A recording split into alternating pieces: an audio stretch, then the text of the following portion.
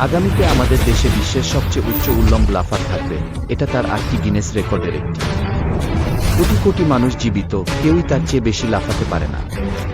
তিনি বাঘের সাথে প্রতিদ্বন্দ্বিতা করবেন, ভাই।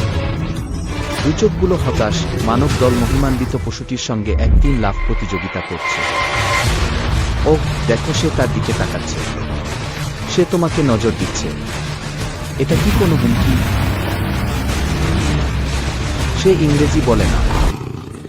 আমার মতে, আমরা এতে প্রবেশ করে মাংস ব্যবহার করে তাকে আকর্ষণ করব এবং দেখব তারা লাফাতে পারবে কিনা।